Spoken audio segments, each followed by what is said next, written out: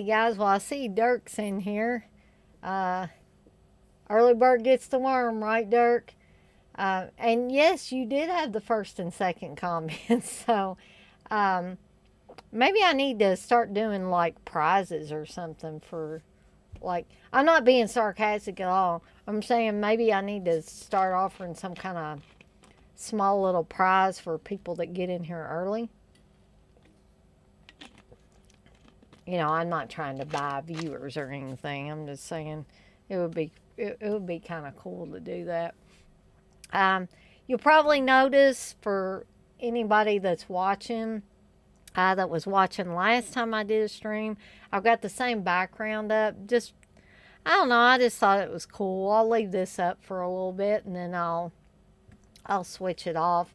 Um, Hopefully, I guess I'm going to stick with Shutterstock for a while, at least until I get as many backgrounds as I want, so I can switch out whenever I feel like it. Because they do, I mean, it is $29 a month. I'm not going to lie and say that that's cheap, because it's not. But I think I'm sorry, I'm always picking in my teeth, but I get on camera and then I realize there's something in my teeth every time, and I don't know what I could have ate that got in there this time, but I know me and Steve had hamburgers and French fries, but I don't know how that leads to me getting something that looks like a spice of some sort in my tooth, which is kind of gross, and I do apologize, and for some reason I can't get it out. Maybe I did that time. I'm sorry. I'm doing dental work while I'm doing this live stream. But you know, at least I'm natural. You know, I get on here and I just, you know, I talk about whatever. Um, I I am running a fever right now. I probably don't look the greatest, but hey, I'm not on here to show off my good looks or bad looks or whatever. Just bear with me. The good news is there's a longer space of time between my fevers, so I'm hoping that means that I'm getting well soon, because, you know, I'm kind of starting to miss people at the office and stuff. So, I still talk to him in Teams chat and stuff when we're on the clock and everything. But, um, so, even though my animals are here and stuff, I do get kind of lonely for the human companionship. Of course, Steve is at work, so he's not here today when I'm working from home, so can't really talk to him. And then when he comes home, he's been pretty wiped out these last 2 weeks, having to go in earlier, an hour earlier, and all that jazz. But um,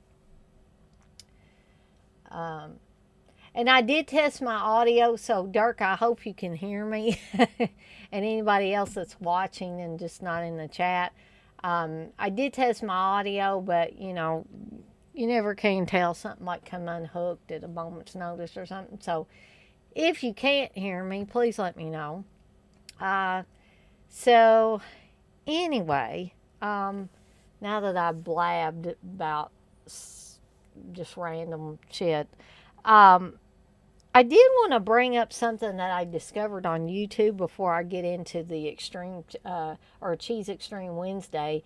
And you guys may or may not be interested in this because this is not horror related in any way, shape, or form. But I don't know how many of you have seen the movie Mask. And no, I don't mean the one with Jim Carrey. I mean the one from like 85 with Cher and Eric Stoltz and Sam Elliott. And that's about the story of Rocky Dennis.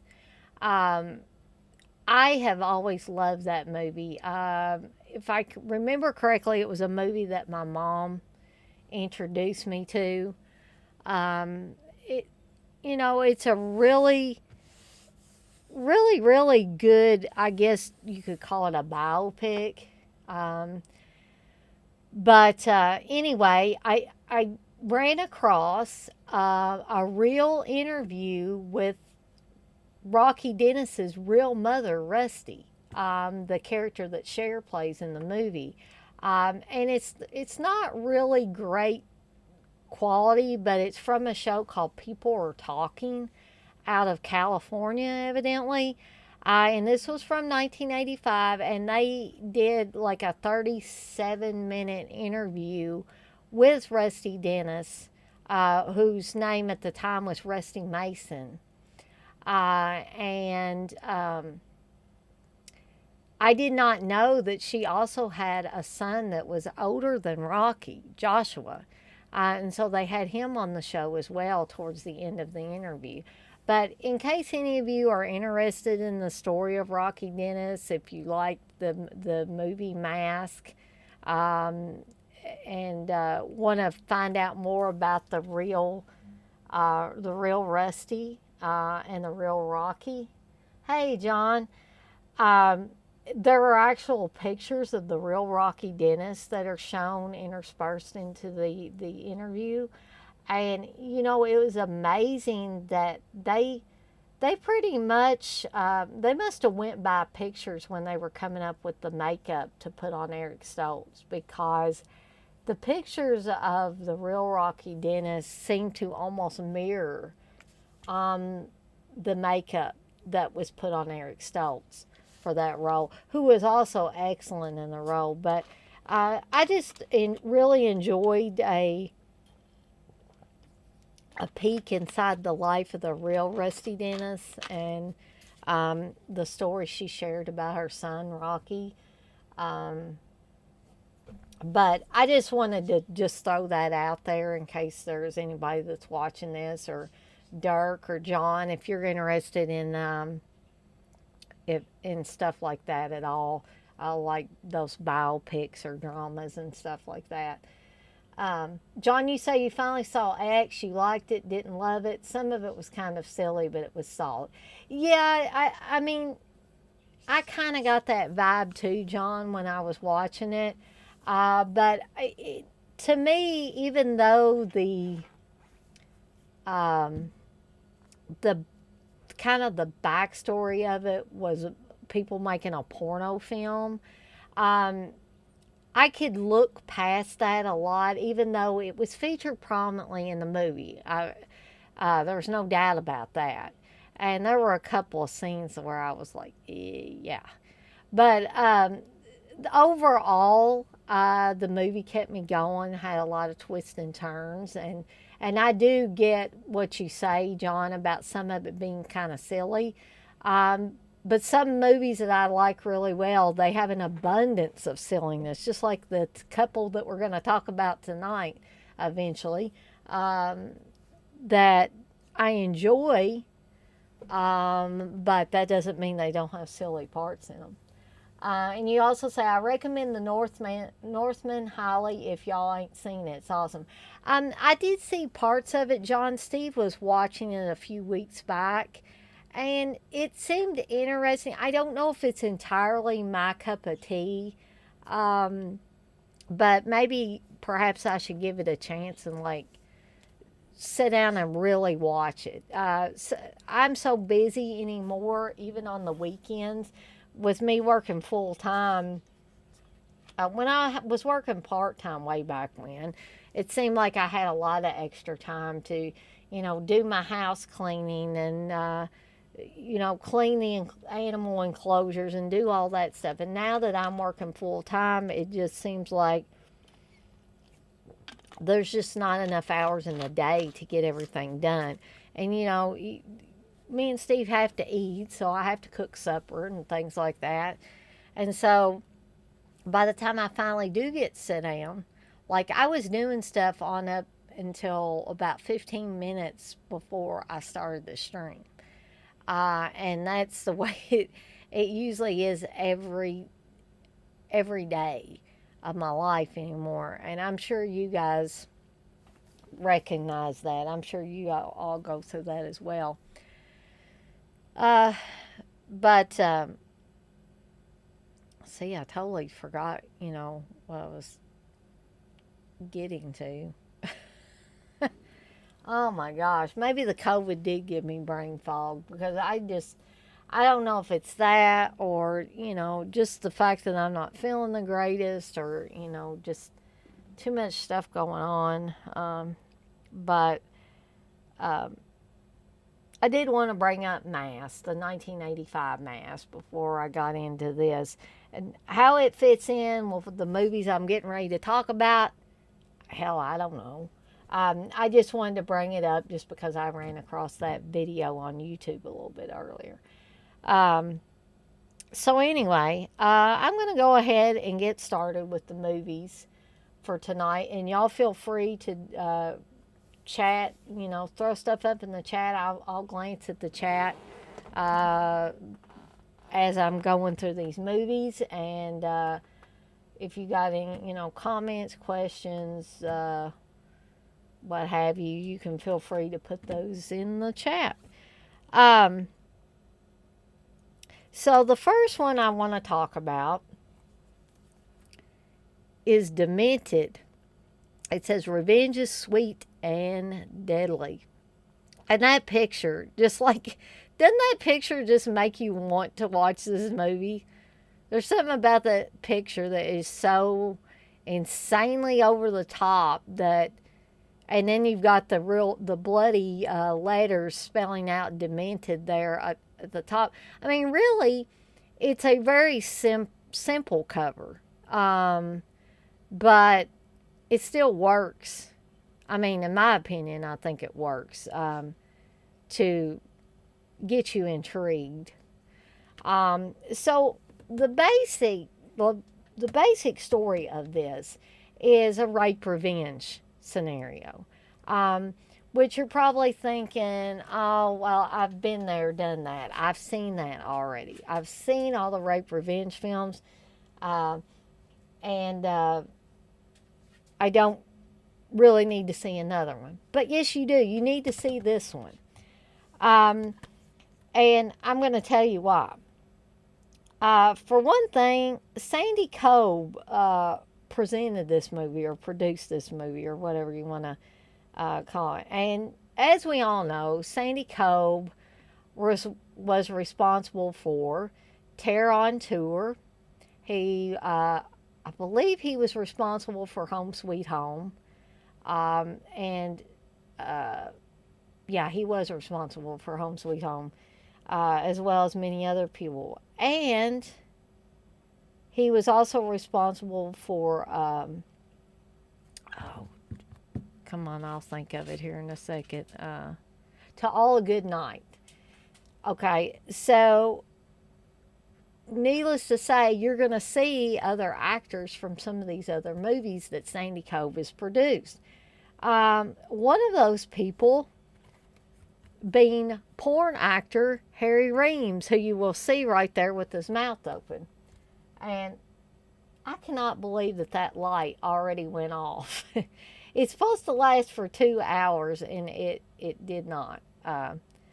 I may just leave it off for a while. I don't know if I'm not charging these things enough to give them a 2 hour light time or what, but it seems to be doing okay without it for now. So I'm just going to continue.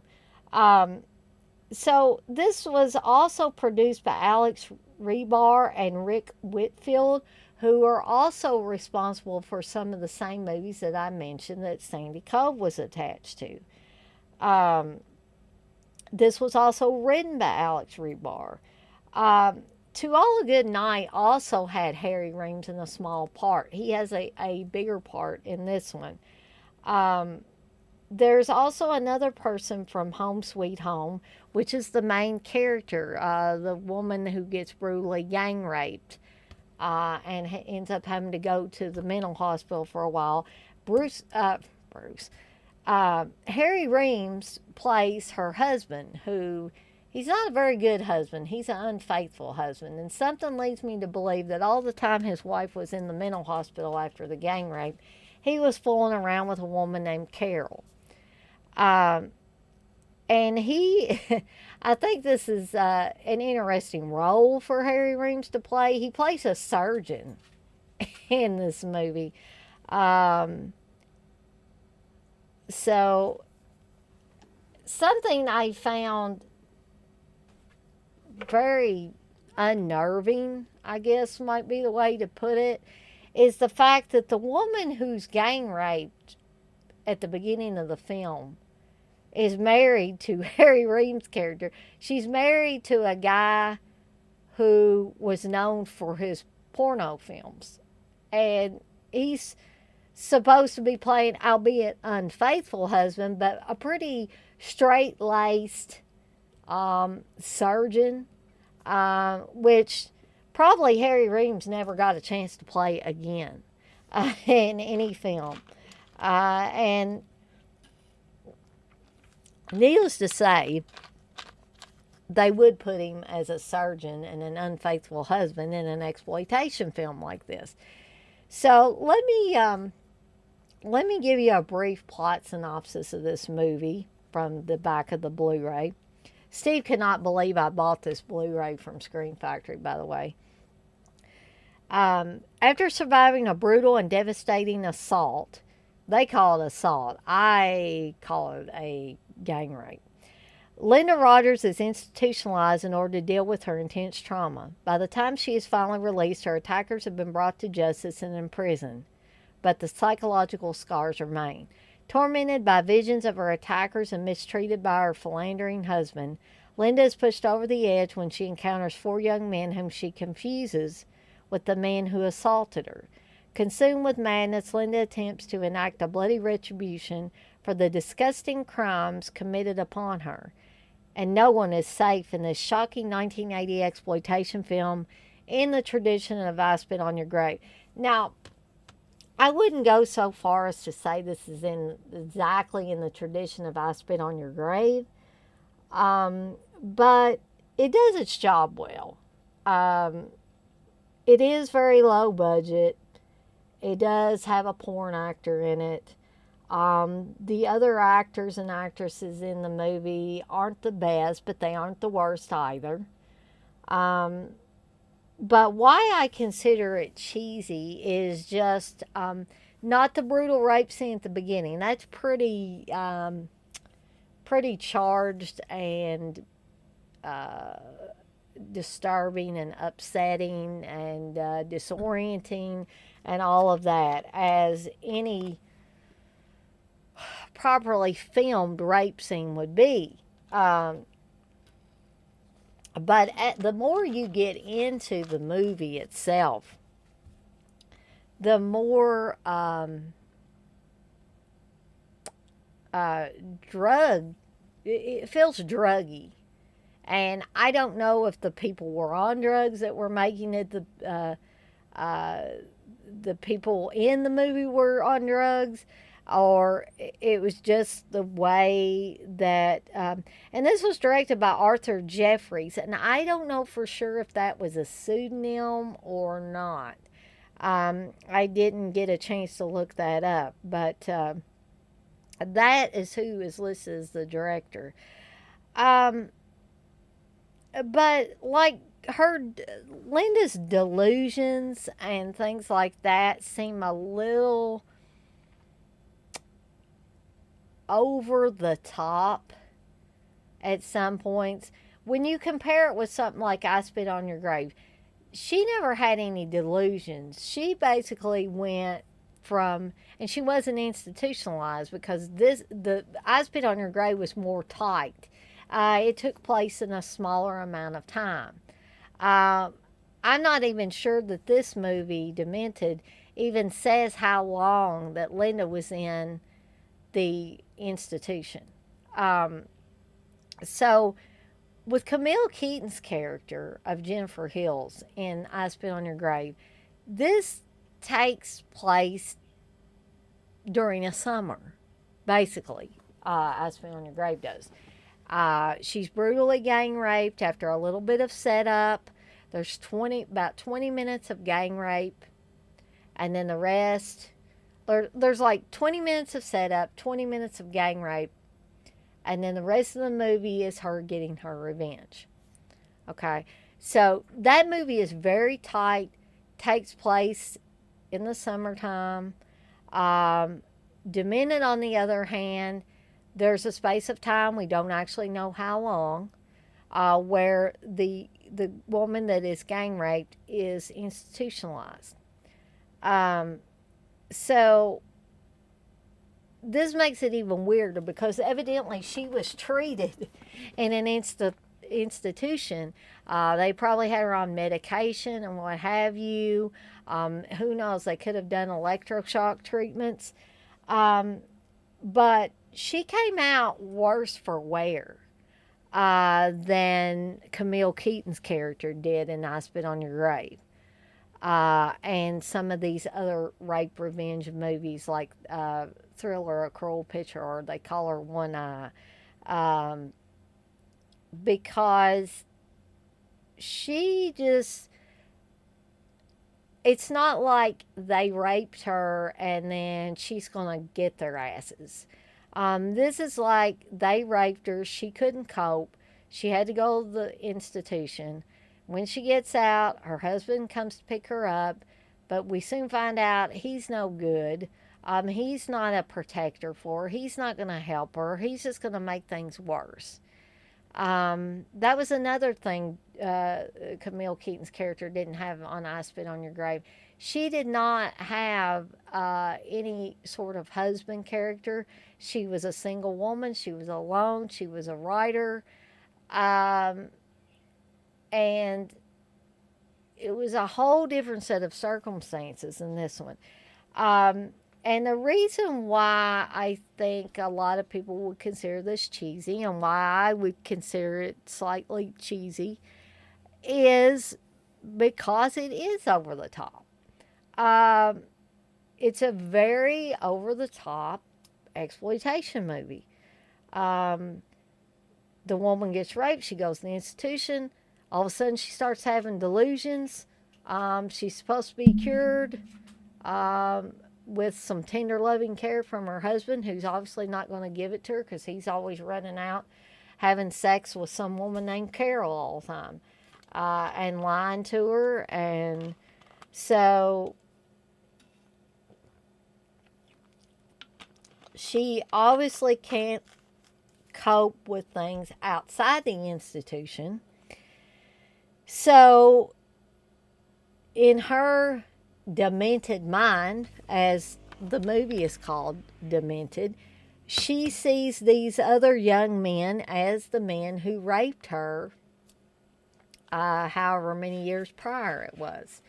And instead of taking her revenge on the original attackers, she takes revenge on these other men, and ends up subsequently taking revenge on her uh, unfaithful husband as well. Um,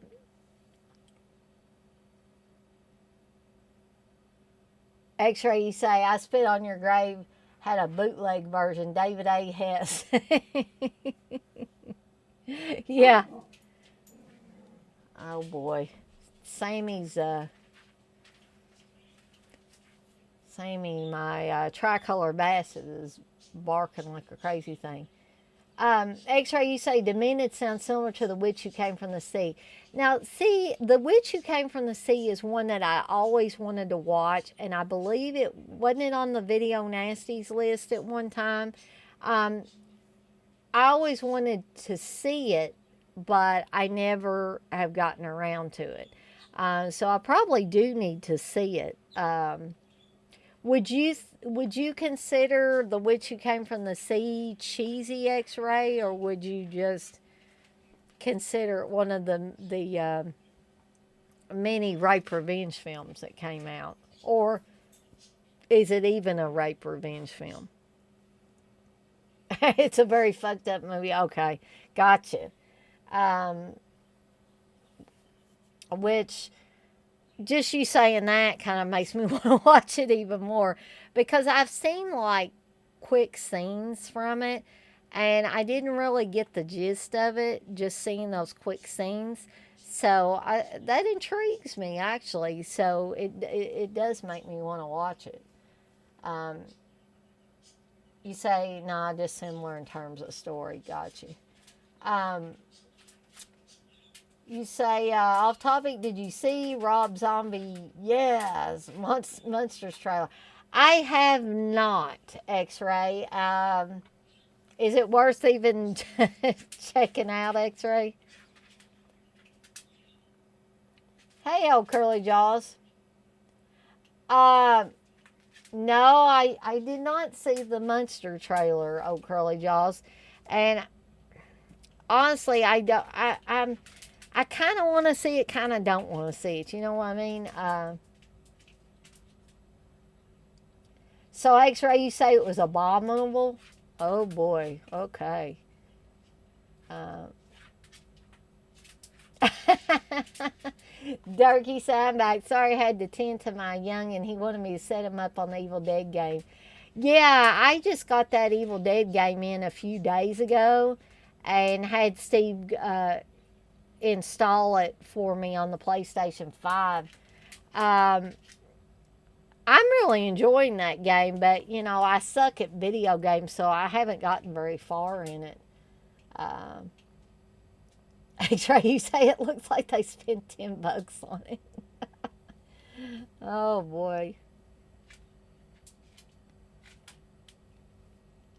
I still see whatever that is in my teas. It must be a spice or something. I don't know. Sorry about that, guys. X-ray, you say this may be the end of Zombie's movie career. Seriously. Now, we knew old Curly Jaws was going to say this, didn't we? He says the Munsters trailer, it looks like the greatest film ever made. The colors, the acting right on point. It might be Rob Zombie's best film, just alone from the trailer. Ooh, Dirk, the new update just dropped today. Ooh, I need to make sure I get mine updated. Um, I've actually got, I didn't think you got a code for extra stuff unless you pre-ordered it, and I didn't pre-order it, obviously. But I'm going to have Steve put that code in for me on the PlayStation Network or whatever, and see what extra stuff I get. Hey, Texas. X-Ray, you think I should do a live watch of the trailer? Ooh, could I stand it? I don't know. Um, I am X-ray. I don't remember if you were in here when I said that I was going to do a watch along. People are still voting on that. You can still vote. I'll probably close out voting sometime on Friday. Maybe as late as I can, So, but I don't want to forget to turn off voting. But right now, the burning is still in the lead. Um, I won't say that Don't Go in the House is running a close second, but it is second in the number of votes. I think the burning is like 60 something percent, and Don't Go in the House is like 22%. I don't really think the other movies on there, Hide and Go Shriek, The Beast Within, shoot, what was the other one I had? Oh, and After Midnight are gonna, be in the running at all. But it could, people could swarm in and make Don't Go in the House the one to pick. So if you want Don't Go in the House, get in there and vote. I don't think I have a limit on how many times you can vote. I will say that. I don't think I set up anything like that. So you may be able to vote more than one time.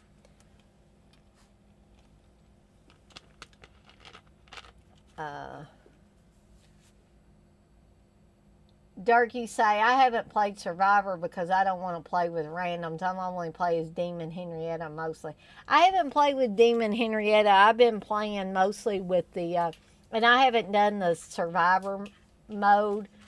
Or I don't think yeah, I did do Survivor mode. Is that where you have like, I think I picked it where you could have like AI helpers in there. I think that's what I did. And I played Ashley Williams from like the original Evil Dead, and then it's sort of like a choose your own adventure thing. I know I say that about a lot of stuff, but it's like every time you play it, you have new people helping you.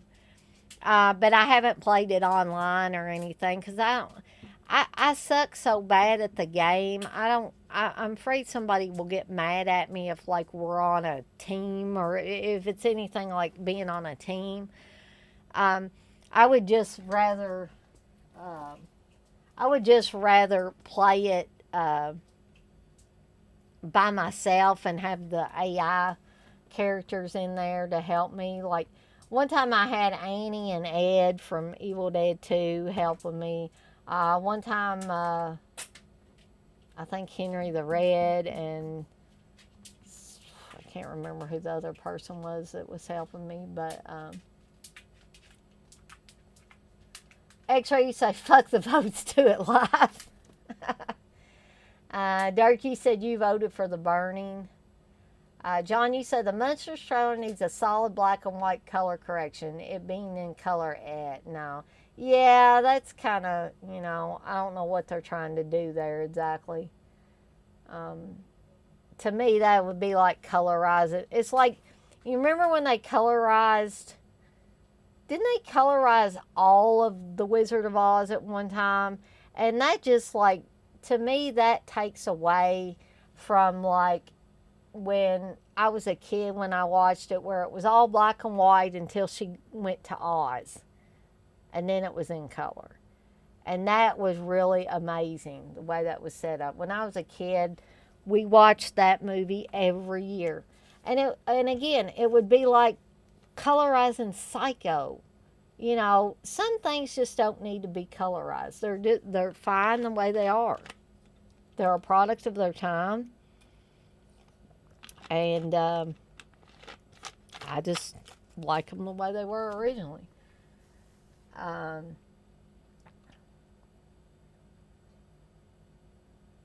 You say Munsters wasn't meant to be in full color, in my opinion. Yeah, I agree. Like the original Munsters, I don't think needs to be in color.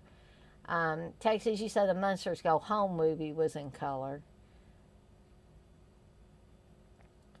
Ooh, cool, Dark. The Army of Darkness castle map is on there now. Yeah, I'm really, like I said, even though I suck at games, I'm really excited about this one. Otherwise, I wouldn't have bought it. And Steve was like, when he found out I ordered it, he was like, "Hope you didn't spend more than $40 for it." And I said, "No, Steve, I didn't spend more than $40 for it. I spent like $38.99 or something like that." X-ray, you say, "We need a Devil's Rejects House of a Thousand Corpses game. Pick one of the Fireflies and Sheriff Lydell or one of the Unholy Two." I would go for that. I would go for that. John, you say, "Schindler's List being all black and white was great. It adds to it for sure." Oh, yeah, Dirk. Yeah, Colorized Night of the Living Dead, 68. Yeah. Um, sometimes it's just a travesty what they try to do with films. But you know what? Steve doesn't even like the original Night of the Living Dead. He likes Dawn of the Dead and Day of the Dead and stuff like that, but not Night of the Living Dead. He says he's watched it like one time and that's all he ever needs to watch it. And I just think that's blasphemy. Somebody that claims to like Romero films and you don't like that original one. But anyway, does anybody want to bring up their thoughts on Demented? Any of you guys that have seen it? Uh, I'd love to, hear what you think of it, or if you even think it's cheesy like I do, or maybe you don't think it's cheesy. Maybe you just think it's pure exploitation goodness, and that it has no cheesy aspects to it. I really don't understand why Steve hates it so much, and why he thought I was wasting my money getting him, because even though it's got elements of cheesiness in it, it's not a horrible film. And Steve likes some of the other films. I mean, I think Home Sweet Home was a lot worse film than this one, but I still enjoy it, and so does Steve. And Sandy Cole put that one out. The woman that's the main actress in this movie, she was in Home Sweet Home. I think she was the one that played the the girlfriend of Don Edmonds' character in the movie. So I just don't understand his dislike of this movie. Um, well, I was talking earlier, X-Ray. One, I don't know about funny scenes. Um, I think some of the setups for the main actress's delusions were a little, like I said earlier, over the top. But something I do find funny about this film is that they chose Harry Reams, a porn actor, to be this woman's husband, a woman who was brutally gang raped at the beginning of the film, and then, oh, Harry Reams is her husband in this movie, and he's playing a surgeon. That just didn't seem to fit. I'm not saying that Harry Reams didn't have a right to be, in a more mainstream movie instead of an adult film, but it's just hard for me to, knowing that he was a porn actor, it's hard for me to envision him even being someone's husband.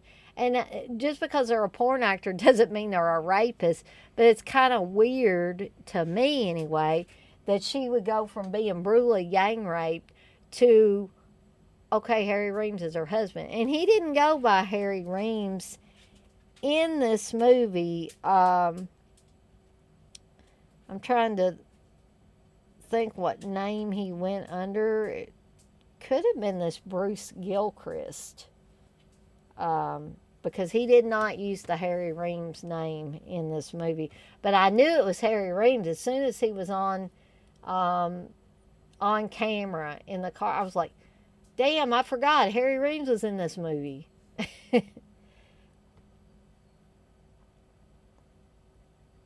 uh, Texas, you say you hated Demented. The kills are good, but I mean, Harry Reams in it is a joke. Um, Texas, did you watch To All a Good Night? Because Harry Reams was in a very small. a smaller part than in this movie as the pilot that brings the guys in to meet up with the girls at the girls' school. Um, X-ray, you say Harry Reams. They couldn't get Big Dick Black. I guess not. I guess they had to settle for Harry Reams. Um, you say it was very poor. Yeah, I mean, I'm not going to say it's the most well made movie ever, but again, that is one of the reasons why I picked it for Cheese Extreme Wednesday. Um, because it's not, this is not a mainstream movie. This is a low budget exploitation movie put out by Sandy Cobb, the guy who was responsible for Terror on Tour, Home Sweet Home, To All a Good Night. So Sandy Cobb is not known for any like great, fantastic movies. So we could basically put all of Sandy Cobb's movies in the Cheese Extreme Wednesday shows. Even Terror on Tour, which I love. Even it would fit in there. John, you say, I need to see these two you're discussing. It's in my Tubi list. Texas, you say, don't think I have. Long Dong Silver would have been better. You need to, you can even wait until Christmas time to watch To All a Good Night, because technically it is a Christmas horror film. I usually watch it, once I discovered it, I've watched it every year at Christmas time since I actually have it on Blu-ray. So Sandy Cobb was responsible for a Thanksgiving horror movie and a Christmas horror movie. X-Ray, you say, Daner, ever see Revenge of the Red Baron? That one is cheese-tastic. It's a very tone-deaf film. Doesn't know whether to be a Chucky knockoff or a kid's film. I've heard of that, X-Ray, but I don't recall actually watching. But I'll have to check that one out at some point. There's clips of it online, lots of cheesy humor. Well, see, that sounds like it's right up my alley.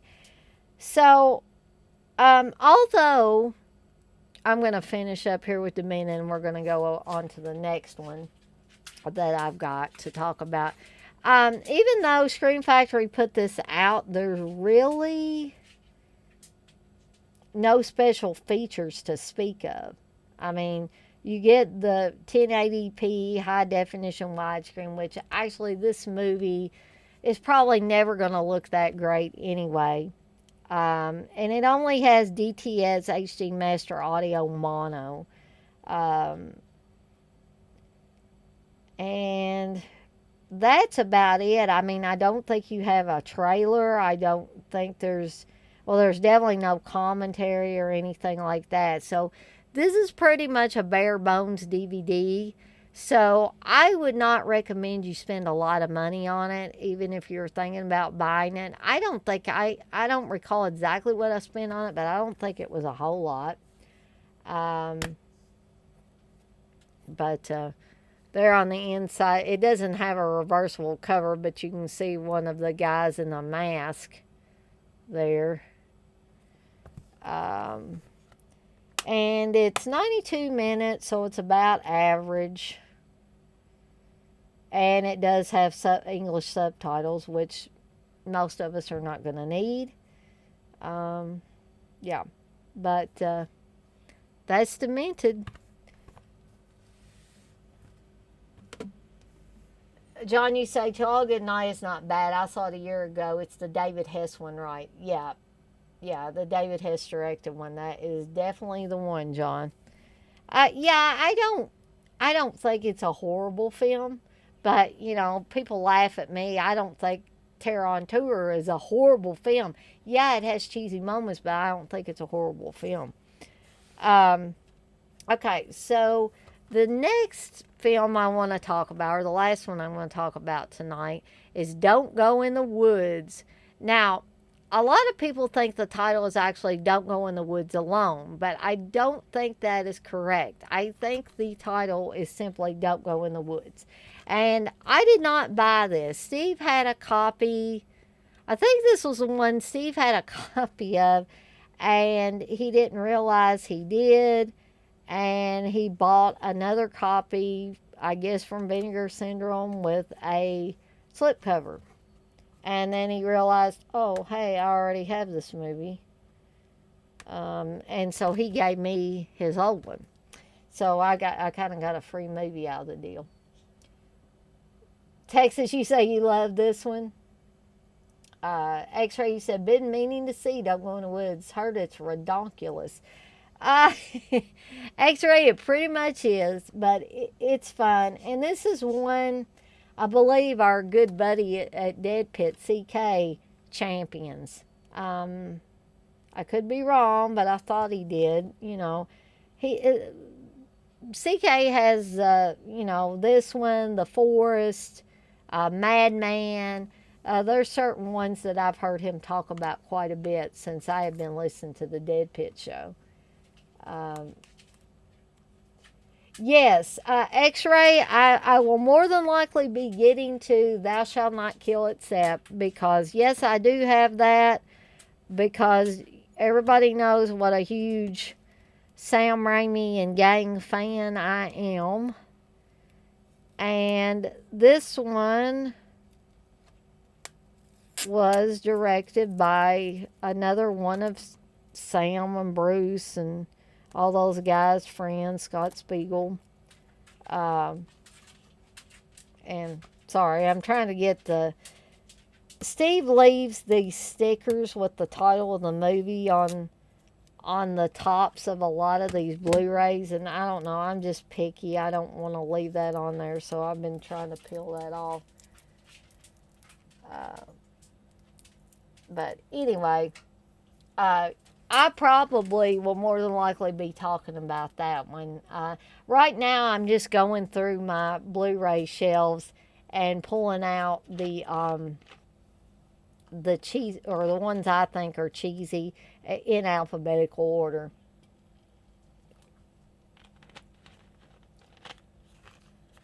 John, you say, I used to get Don't Go in the Woods, The Forest, and Prey all mixed up. Yeah, I could see that, because there's a lot of similar elements in all of those films. So I tend to get, you know, things that have similar plots or experiences mixed up from time to time. Yeah, they were all wood settings, exactly. John, you say, then the one with Adrian Zemed. Oh, The Final Tear. Yeah, that one I love too, and a lot of people don't like The Final Tear either. But I've always liked that one. Yeah, the crazy feral lady or something, and they're wearing camo. Yes, that is exactly the one. I will more than likely be covering that one too at some point, John. Dirk, are you talking about my background that I have? Yeah, unfortunately, I'm not, like I said earlier, I'm not keeping my batteries for my new key lights charged up, and I'm not letting them charge up enough, and so they're not staying on the allotted 2 hours they're supposed to.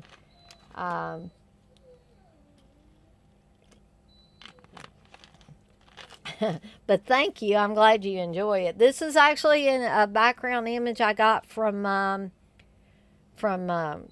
Shutterstock, where I think I'm going to be getting my backgrounds from now on, because even though CK told me that he could get me some cool backgrounds, that I didn't have to pay that monthly fee to Shutterstock. But, you know, I told Steve that I'm grateful for anybody offering to help me, but I just want to do things on my own. And if that means paying $29 a month so I can get these cool ass backgrounds, I'll do it. That's to me, that's a small price to pay. You know, I know CK's doing it out of the goodness of his heart, and he wants to help out a fellow, you know, live streamer or whatever. But if I ever do get any, you know, I'm not doing this for ultimate popularity or ultimate success. I've already said that. I don't see myself making a career out of doing these live streams. They're just fun. Fun way to hang out with people with similar interests. But if I do have even a small amount of success, I want to say I did it on my own. You know, like that old saying, I did it my way. I want to do it on my own. Um, and again, I appreciate anybody offering to help me. Uh, but I probably will politely decline because, just like I told Steve, and like I'm telling you guys now, I want to do things on my own merit, you know, without somebody saying, oh, well, Dana's riding on the coattails of Dead Pit. That's the only reason why more people are watching her live streams. I don't want anybody to ever say that. Dead Pit is great. I love those guys. I love CK and Uncle Bill. They're great guys. Sorry, Sammy's howling in the background. But I don't want anybody to ever say that Dana got wherever she's at by riding on the coattails of anybody else. Because I'm not going to say who, but I have seen people literally do that. They get connected with somebody that's already established a foundation on YouTube or wherever they do whatever platform they choose to do their streams. And all of a sudden, bam, they're super popular. To me, that's not doing things on your own. That's not getting merit by your own creativity. That's getting popularity from someone else's popularity. And I don't think that is very fair to people that don't have those connections. So I have a lot more respect for people that come up from the bottom and do it on their own. And then if they get a following, that is cool, because they worked for that. They paid their dues. They didn't just, like I said, ride on the coattails of someone else. So I don't want anybody to ever say that about me. And now I'll get off my soapbox. Texted you say, hey, Dirk, she's trying to fool us by thinking she's really outside. Yeah, well, I'm sure y'all can still see the fuzz around my hair and stuff like that. Because like I said, I haven't yet perfected my lighting. I'm working on it, but Steve thinks I'm crazy for putting money and time and all this stuff into it. But I see other people with pretty cool backgrounds, and I don't want to be just like them, but I always want to improve the quality of my streams any way that I can. So, I've gotten these new lights. I'm just going to have to learn to charge them way early so they get the ultimate charge and will stay on for 2 hours without going out like that. So you say, Dirk, it looks pretty legit. This is one of my favorite backgrounds, actually, I got from Shutterstock. John, you say, I like Just Before Dawn the most of those Woods Mountain type slashers.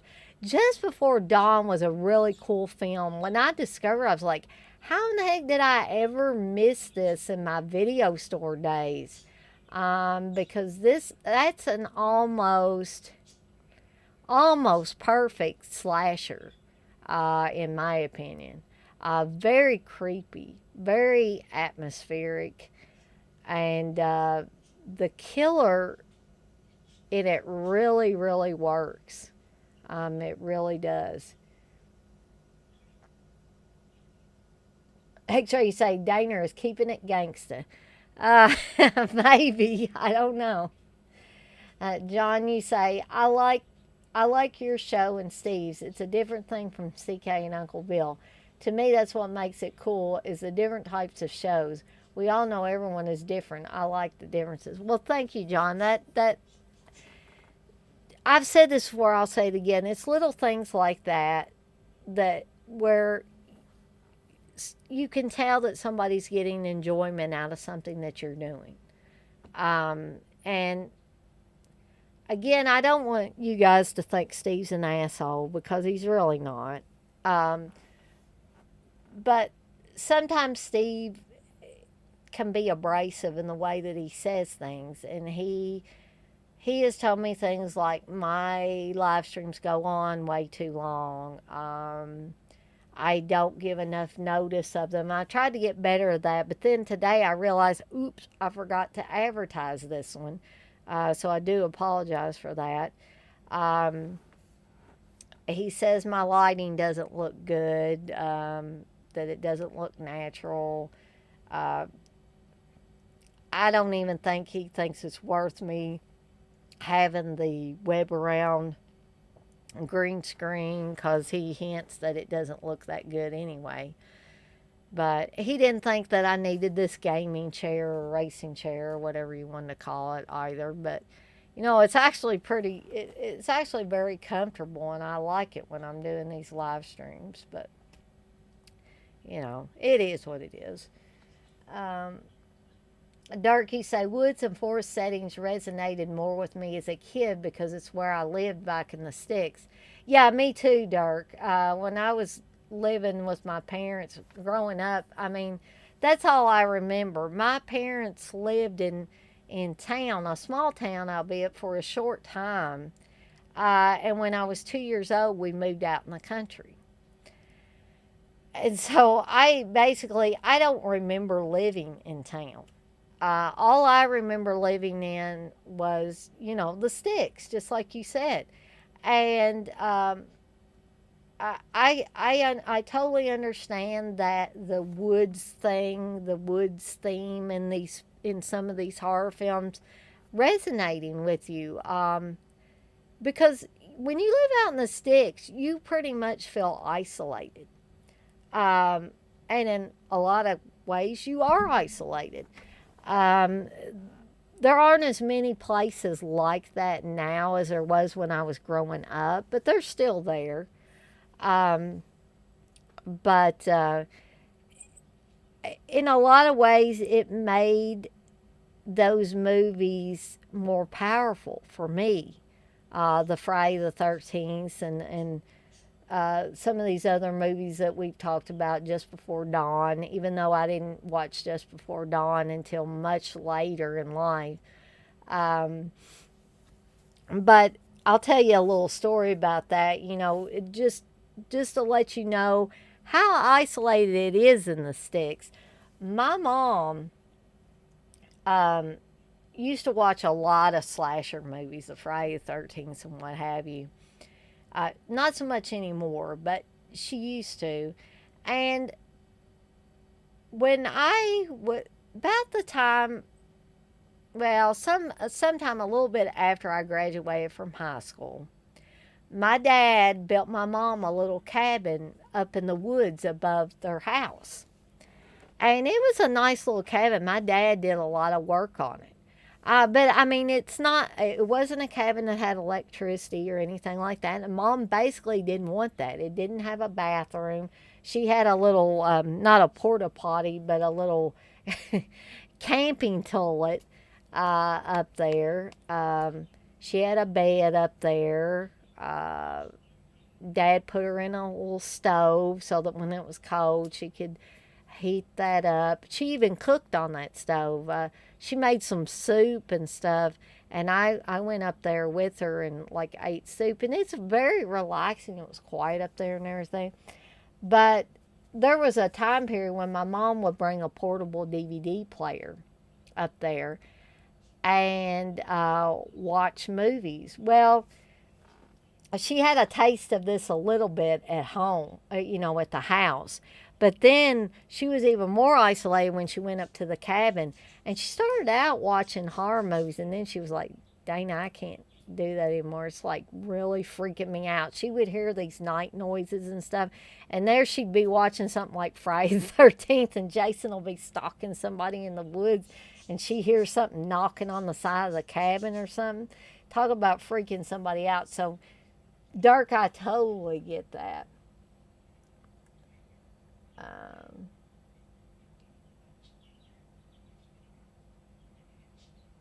Dirk, say, we're all assholes and shitheads at times. Well, you know, I don't know if Steve is just a certain personality type that he doesn't realize that the things that he says are abrasive. Me, I'm a very sensitive person. I used to be even more sensitive. I used to cry at the drop of a hat over things. I was a kid that got made fun of in school. I got made fun of on the school bus. My teeth, I used to have buck teeth before my parents got braces put. When my dad got good dental insurance, I got braces put on for about 2.5 years, which explains why I don't have buck teeth anymore. Um, and kids would make fun of me and my brother both because my mom is a good mother. She tried to take care of us when we were kids, and she even tries to take care of us now. She still worries about us. She worrying herself to death because I'm still ill. Even though I told her, I said, try not to worry about me, Mom. I'm a big girl, but to her, I'm always going to be her baby. But she would make us wear sock caps, over our ears and stuff, because me and my brother both had a lot of ear infections. And she didn't want us to be sick. But we didn't understand that. All we understood was that kids made fun of us because we wore sock caps. And we'd have our sock caps, they'd pull them up on us and stuff like that on the school bus. One really mean kid pulled the little ball off of my brother's. So, there was many times when I was a young kid where I'd get off the school bus crying because I got picked on. Now I don't think anybody could pick on me because I'd probably tell them off now. But I was very shy when I was a kid. I was even shy in high school. I didn't really come out of my shyness until I got a job working with the public. That really opens you up and makes you not shy, because you can't be shy and have a job like that. You have to come out of your shell a little bit. Um, but I was just talking about I was real sensitive. I was more sensitive when Steve and I got married than I am now. Now I'll push back sometimes, and maybe that's not what I should do in the marriage. But if he pisses me off enough, I'll push back with words or whatever.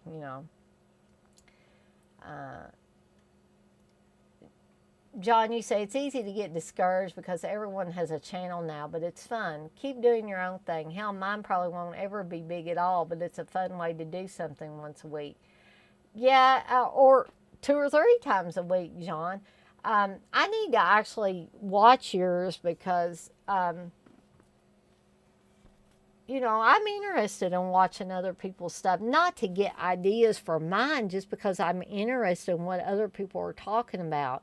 There's a thousands of different people talking about thousands of different things. Everybody's not talking about the same thing at one time, which is what makes things like YouTube and stuff a great community, despite some of the drama that goes on surrounding YouTube sometimes.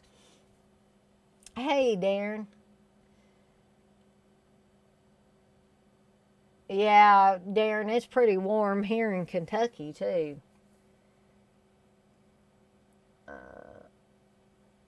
Texas, you say, is really hot weather in Texas, too. So, yeah, Darren, I feel you. We've had several 100-degree days the last few weeks. So, Anyway, back to y'all keep on chatting in there, and I will comment as needed or whatever in there. But I just wanted to give a little plot synopsis about Don't Go in the Woods. In director James Bryan's 1981 cult classic, a group of obnoxious campers, and believe me, they are obnoxious, venture into the wilderness for what they assume will be a fun filled weekend. Unknown to them, a bloodthirsty maniac is hiding in the woods, watching their every move, and violently killing them one by one every chance he gets. Filled with lo-fi gore effects and black humor, Don't Go in the Woods remains one of the quintessential regional slasher films of the early 80s and is coming to Blu-ray for the very first time. Well, yeah, when this came out. I guess 2015. Newly restored in 2K from the 35 millimeter inner positive and loaded with extras. And this does have a lot of extras on it. But yeah, obnoxious campers, outrageous scenes. The killer to me, and this is even outrageous. The first time you see the killer, this isn't, of course, one where the killer is a secret. You see this guy, you don't know who he is, just some crazy ass looking mountain man in here killing people or killing these campers. And then you have, like, I don't know if you would necessarily call them campers or hikers or what you would call them, or wannabe camp counselors, but I sure as heck wouldn't let them be camp counselors because they seem to be an oddball group anyway. And I'm not saying the one girl is ugly. I'm saying she looks like a lesbian. She looks like she would be after the other girl in the group instead of like one of the guys. So I really don't, I never did understand how these people fit together, but sometimes that makes things so wacky that it makes it enjoyable. It is very, very low budget.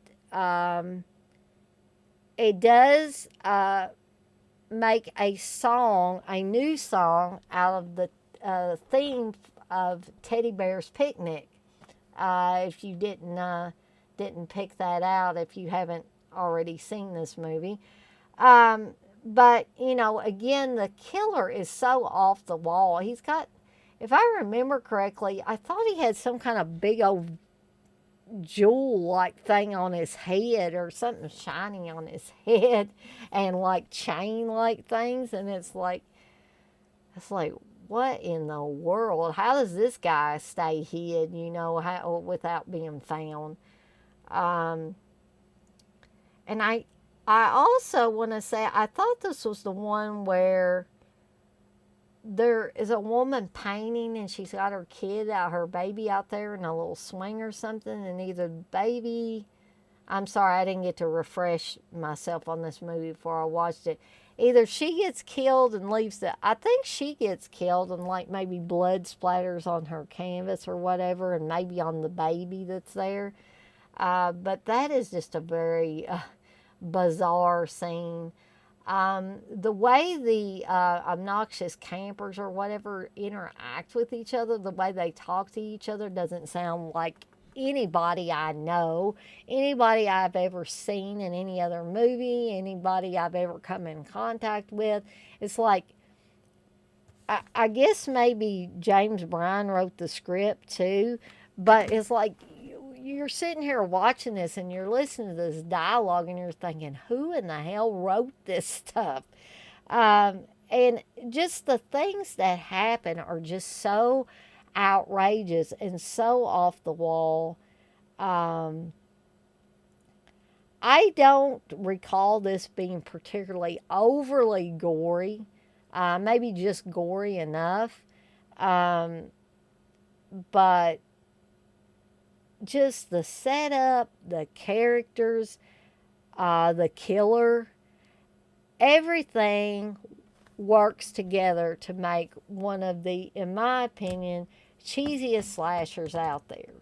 And I'm not going to lie, this is not a great film.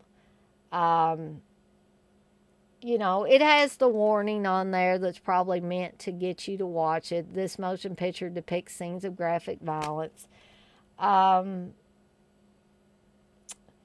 it's, but it's fun because of all these crazy things that are happening.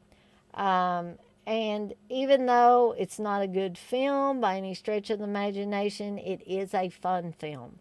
It is an entertaining film, in my opinion. And the cheese factor, just for me, adds to that entertainment factor. Um, let's see. Let me go back because I think I missed some things y'all were putting in the chat. Darky say I got 50 subs and all I've really been doing is live streams, but it's a hobby, it's a passion, just talking about these great bloody sleaze fests. Yeah, exactly. We're just on here having fun. I think that's one of the most important things to bring up. We're having fun. We're not in this for a business venture, or I don't think any of you guys are in it for a business venture. You can always tell the people that are in it to try to get some kind of financial gain. And that I think is those guys that Steve watches a lot of. I mean, he watches stuff about movies too, but he also watches some of the most over the top drama shit fests that are on YouTube. Um, and they're always getting money. Always. Uh, and Steve tells me, yeah, they make $500 every time they do one of these streams. I'm like, really? And he says, yeah, they don't have real 9 to 5 jobs. They're living off of whatever income these crazy people want to give to them to do a live stream. And you would be amazed, or maybe you wouldn't be amazed, at the amount of money people will give these guys just to read off one of their comments. It is absolutely ridiculous. You're talking about somebody giving $50 or $100 just for somebody to freaking read their comments on the stream. And I don't know what kind of job these people have. I have no idea. But I'm telling you, I'm not going to waste my money giving it to somebody just so they can pay their rent. Just because they don't want to. I'm not going to make these guys rich because I have to work a 9 to 5 job. I'm betting you guys have to work a 9 to 5 job. Steve has to work a 9 to 5 job. Most people have to work. They can't make a living out of these live streams. So it just sickens me when I see somebody doing that and under the guise of entertainment. But what they're really doing is making a living off these unfortunate, naive souls. I don't want to call them stupid. And I really shouldn't call them crazy. They're very naive, misled, whatever you want to say about it. And con, basically, into giving these guys money. And I don't think that that's what these live streams should be about.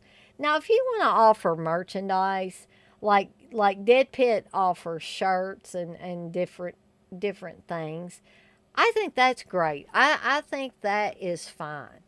But on the other hand, they're not on. I mean, they get super chat money and stuff sometimes, and Steve even partakes of some of that super chat money, and they've got Patreon and all that. I see nothing wrong with that, because you're actually getting something tangible out of that. You're not just handing them over $100 just to read your freaking comment.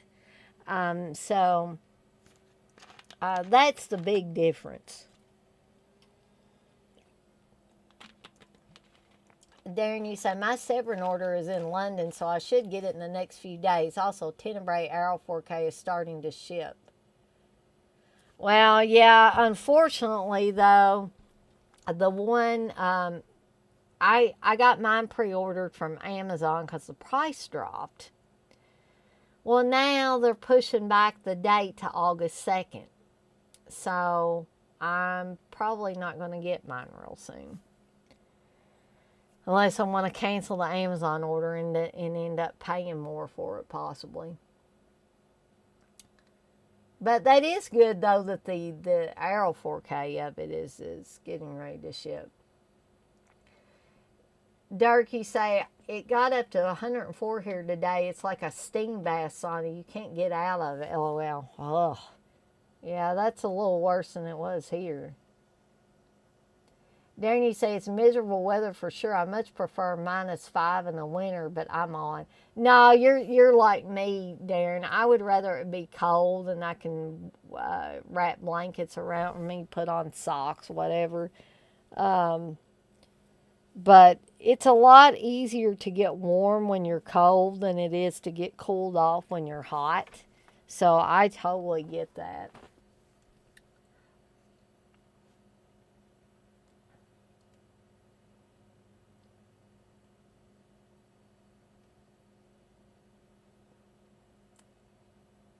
John, you say, I got the Angel Heart 4K today. Looking forward to seeing it again. Ooh, that sounds cool. I think I've seen that, but it's been a really long while. Dirk, you say, I prefer the cold as well, but it only gets in the 20s here. So, no, basically no below zero weather, right, Dirk? Darren, you say, Angel Heart is one I've always wanted to see. Yeah, Darren, that is, doesn't that just blow your mind that they get 1 or 2 thousand bucks a stream? I mean, you know good and well those people that are getting that are not doing it to entertain people. They're purely doing it to make money. And there's just no way around that. I mean, we're not stupid. We know what they're doing. Um, Dougie, so, oh yeah, no, I have a job. I just love horror in general. Some of these folks get enough of a following where they can quit their job and earn enough, but it's mostly mainstream horror. Yeah, and I don't want you guys to feel like I'm putting down everybody that makes a profit from these, because the only ones I'm talking about in a disparaging way are the ones that make so much money that they don't really know what to do with it. They can just throw away money here, there, and everywhere. They got more money than they would ever know what to do with in their whole entire life. And there's people like that that don't do live streams that have that kind of money. Steve has a friend that he told me. Of course, he hasn't talked to this said friend for a long time. I think he's mad at him. But this friend, Steve said, would basically go to the mall, buy a bunch of high dollar clothing, and then just throw them on the floor with the tags and all left on them, and probably never wear them. And then a few weeks later, they'd go to the mall again, buy a bunch of high dollar clothing, leave the tags on, throw it on the floor, and leave it. I just don't understand that reasoning at all. Tate, did you say, Darren, enjoy those styrofoam peanuts? Dirk, you say, Angel Heart is good. De Niro and Rourke and Nollins, I believe. Yeah, I believe that's right. I know De Niro and Rourke are in it. Darren, you say exactly. They cover the big films like Scream, Halloween, etc. just for clicks. There's not much passion there, to be honest. Yeah, there's little or no passion, probably mostly zero passion. Because if you're just doing it just for money or clicks, as you said, you couldn't be doing it out of a passion sense or a respect for the genre or anything like that. John, you say it's like conventions. You want to believe you're getting friendship, but often it's a transaction only. Not always, but it's a money thing often. Yeah, John, I definitely get that feeling too. There have been a few rare instances where I didn't feel like it was just a business transaction, where I felt like the person on the other side of the table was really interested in talking to fans of something that they had done. Um, but those are few and far between. Felissa Rose is one. I even felt like Ted Raimi appreciated meeting his fans. I think somebody else was not necessarily speaking for Ted Raimi, but it was like his prices shot up overnight. So I don't know if a little birdie was talking in his ear, or whoever his handler was or whatever, his agent, whatever, said, hey, you should be getting more than you're asking right now. Let's do this. Um, but I felt like Ted Raimi was genuine when I met him, despite the high cost. Um, Dean Cameron, he was one that I did not know I was going to have such a fun experience when I met him. But Dean Cameron and Gary Riley, who were in summer school together as Chainsaw and Dave, um, they were awesome, awesome. Lauren Marie Taylor, she is a genuine person. I really enjoyed talking to her. I did not talk to her about Friday 13th Part 2. I talked to her about Girls' Night Out, and she had some interesting stories to tell about that, and really um, seemed to enjoy meeting her fans. But I get what you're talking about, John. It 9 times out of 10, it does seem like purely a business transaction. Um, I hate to say it, but maybe not a business transaction when I met Jamie Lee Curtis, but it was almost like it wasn't a, I don't know, I just didn't feel as good about it as I did some of my other interactions. And I don't feel like this was Jamie Lee Curtis's fault at all. There were just a bunch of circumstances in that case, and I've talked about this before, so just bear with me, guys, um, that were working against me on that. Because, first of all, and I don't blame this guy at all, it was just an accident. But number one, by the time we got up there to meet Jamie Lee Curtis, it was like 10:30 at night. She had been signing all day long, and I heard people say that got to meet her early on in the day, that she was real talkative, talked with each one of the fans for a while. But like I said, it was. Hold on a second, guys. I've got to go check on something because I don't know if Brandon's getting into something he shouldn't, but I will be right back.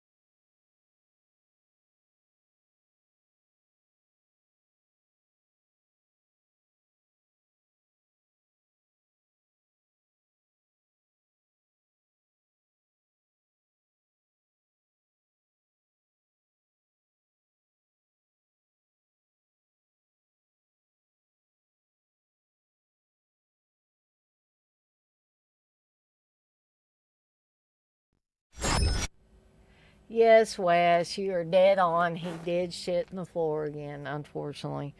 Um, and I had to go clean it up. But can't leave dog shit around, can you? Uh, but back to the Jamie Lee Curtis story, and Wes is probably gonna uh, want to show me up on this because he's probably gonna say again, like he said before, I think that his meeting with Jamie Lee Curtis was awesome. But like I said, it was 10:30 at night by the time we finally got up there to meet her. The poor woman had been signing all day long. So I know she was tired. Plus, I think they were whispering in her ear about she had to hurry up and get done with all these people because they were wanting her to do a Q&A. It's like, what in the hell? Doing a Q&A this late at night? I was worn out. I knew she had to be. Sorry, I went and got me a Pop-Tart. And to top it off, the guy, bless his heart, I don't blame him. But this is another one of those things that happened that worked against me in this case. Um, he had several different posters and stuff that he was wanting to get signed. And when he got, after Jamie Lee Curtis had signed things for him, he dropped all his shit there right in front of her and had to spend time picking it up. So that took some time. So she was a little flustered from that whole experience. So when I finally got up there to her, it's like, real quick, she shook my hand. I said, it's very nice to meet you. She signed my prom night mini poster, and that was it. That was all she wrote. So I'll just say that my meeting with Jamie Lee Curtis, not due to anything Jamie Lee Curtis did, was just underwhelming. But anyway, I'm going to go back up here and check on your...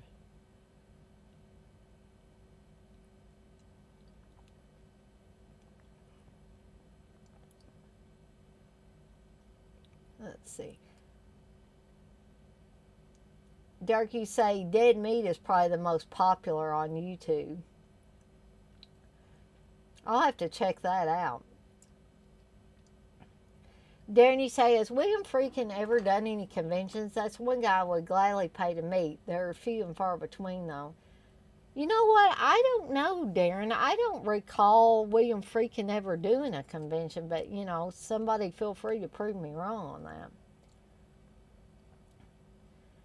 Durkee say Tom Atkins, Kane Hodder, Heather Langenkamp, Ed Neal, Kim Hinkle, and Terry McMahon were all great experiences. Now, I didn't have a really great Tom Atkins experience. I never got a chance to meet Heather Langenkamp. I should have. I could have. I haven't got a chance to meet Ed Neal or Kim Hinkle or Terry McMahon either.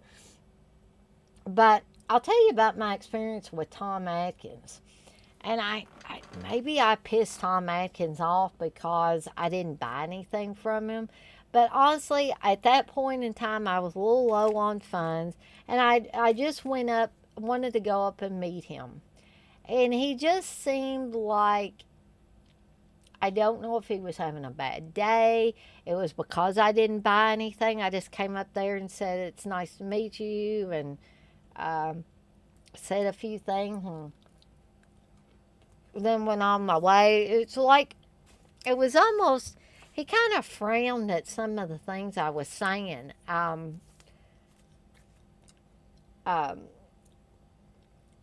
Like, I don't know what it was he asked me about where I was from or something, and all the while I was saying something to him, he was frowning.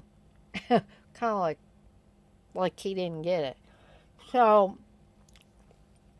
I don't know. I just don't know. I am confused by that experience. Because I couldn't really read him. He wasn't mean and hateful, but he wasn't overly, didn't seem overly happy either. So, but I'm glad, Dirk, that you had a good experience with him.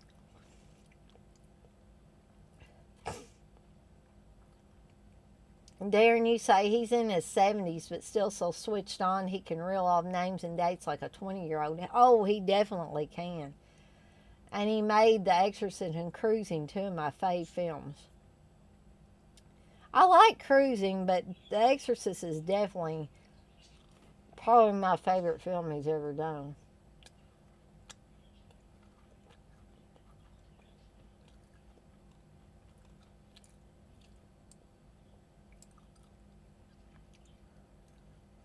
Dirk, you say, of course, The Exorcist is his crown jewel and is still the scariest movie ever made, in my opinion. It's up there for me, Dirk. It really is.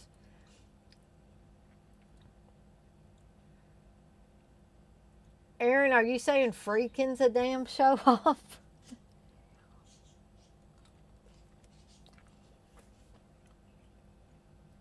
Dirk, you say, poor millionaire lady, I feel so bad for her. LOL, just kidding, damn. I need to some cheese for all the wine. I'm not whining. I'm just explaining.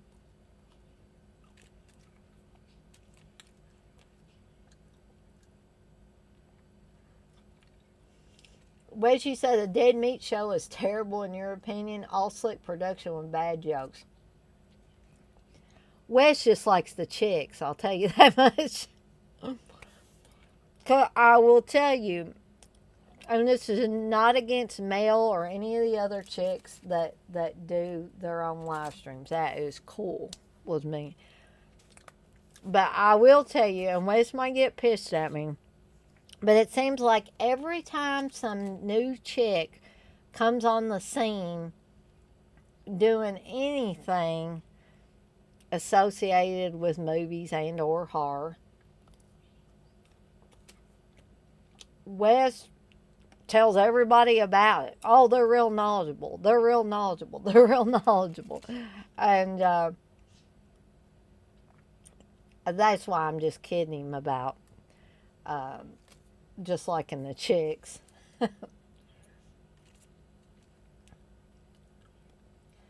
Darky say, how about some French fries with that Wahlburger, Dana? Again, just picking, Dana. LOL. I know you are, Dirk, but Wes might really think I was whining about something. I don't feel like I was whining. If he was talking about what I was saying about Jamie Lee Curtis, I wasn't saying anything bad about Jamie Lee Curtis. I was just saying there were several things that worked against me at that point in time. Darren, you say you can never get into dead meat either.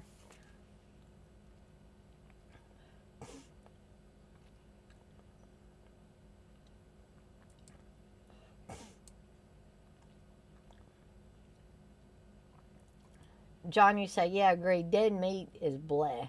That guy is so annoying. Darren, you say, I think Deadpit had a bad Tom Atkins experience too. Well, I think Uncle Bill did. I know. I'm not for sure if CK did or not.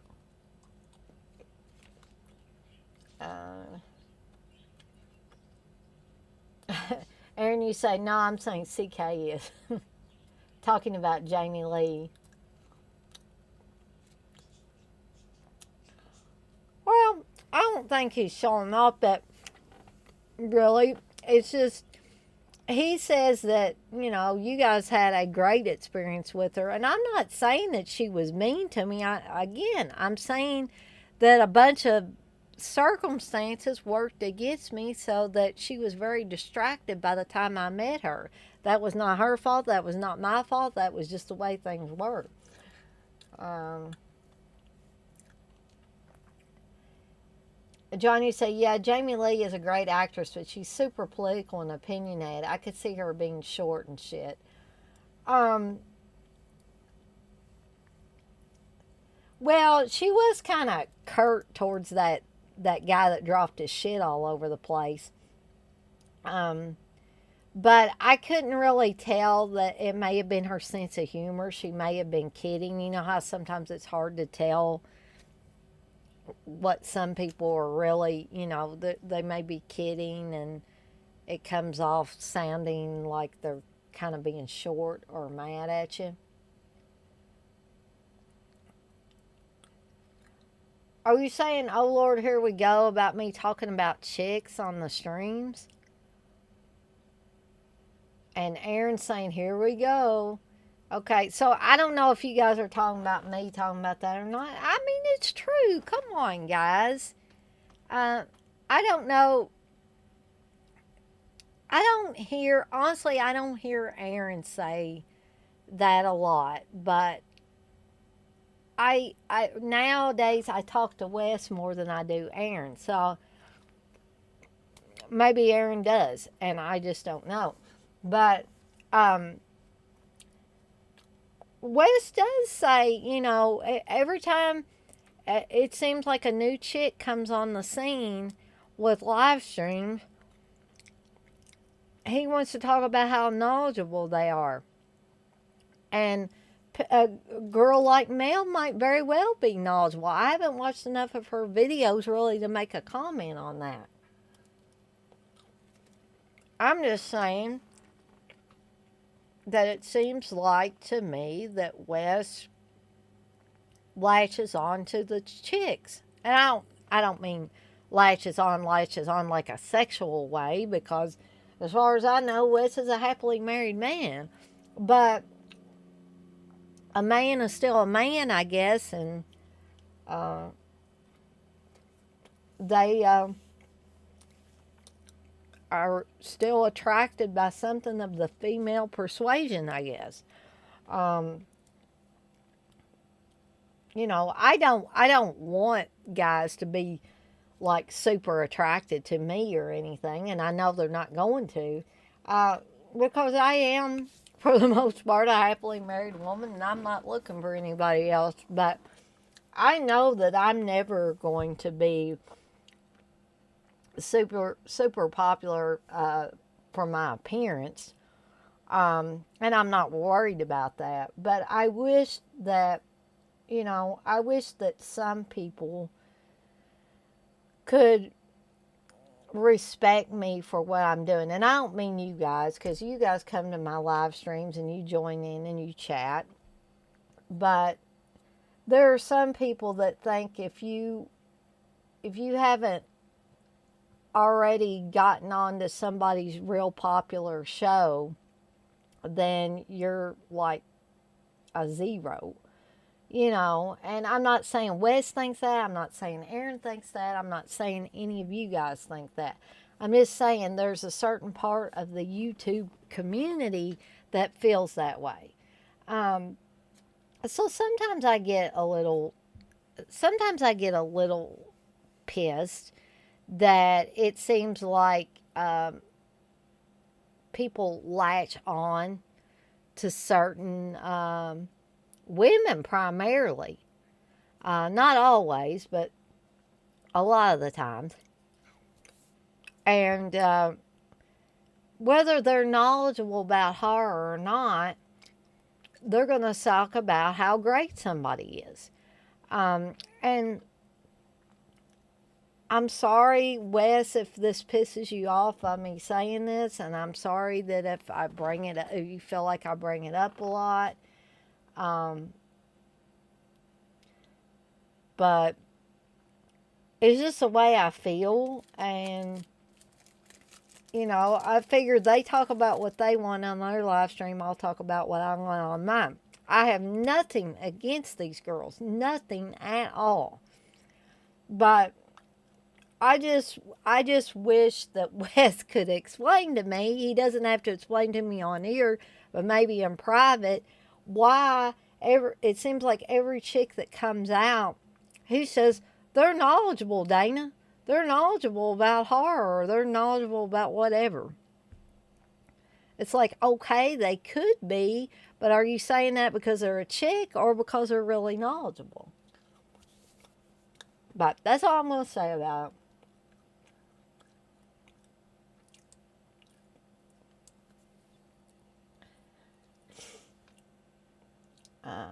Derek, you say Dead Meat is very mainstream and pandering. That's why they're so popular.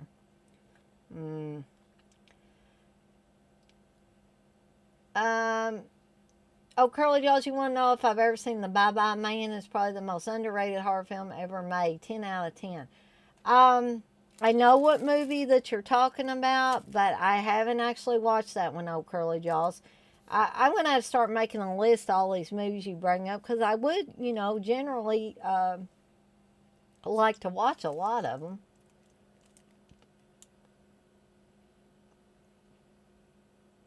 Well, as you say, I don't think people watch these shows for who's knowledgeable. It's about being entertained. We get corrected all the time on dates and times and movies we forgot. Who cares? LOL. Well, okay. I agree with that, Wes, but I'm just saying when you and I are having a chat, 9 times out of 10, if you bring up a chick that does a live stream, you tell me that they're very knowledgeable. Do you not? I mean, that's all I'm going to say. Do you not tell me that? Darren, you say, Curly Jaws, I bought the Bye Bye Man for £1 and still got ripped off. Oh, goodness. That does not bode well, Darren.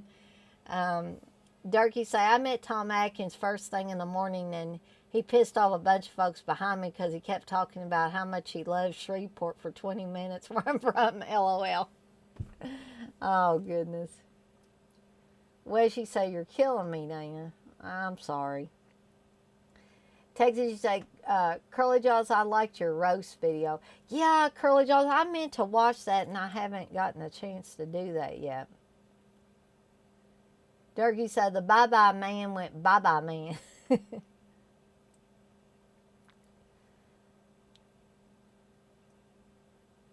Wes or Aaron, are you saying that I need to leave all these damn hoes alone?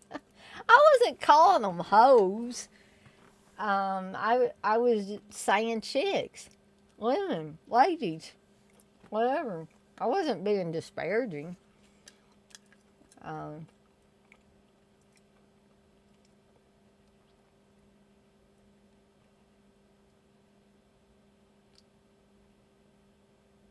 Oh, Wes, really?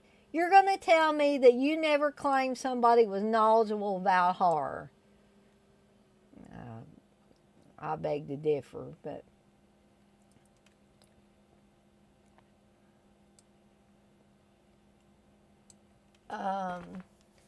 where she say, oh, well, thank you, oh, Curly Jaws. I mean, I'm not saying this stuff to get compliments. I'm just bringing up things that I've been told. And Wes can deny it if he wants, but I remember having conversations with him about stuff. Where she says, so you're saying you're excited to see Holomania with special guest, My Killer podcast tomorrow night. I can't say if I'm excited or not. I ain't seen it yet. I'm not saying I ain't going to watch it.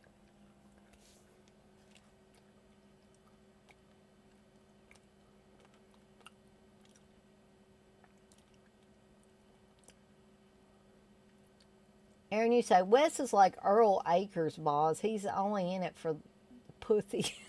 No, I didn't say that either, Aaron. I said, as far as I know, Wes is a happily married man. But guys' eyes tend to wander. I mean, Steve's eyes wander. I mean, I'm not going to lie about it.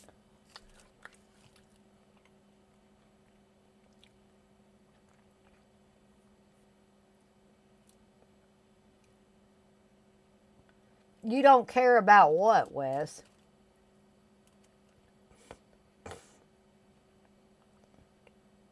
Oh, Curly Jaws, you say, I'm knowledgeable of great horror films.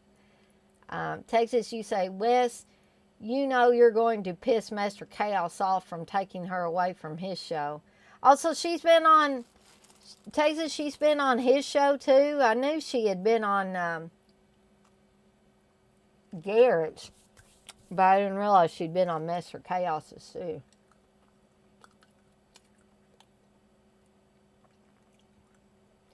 John, you say, we need a dead meat shit talking string boss.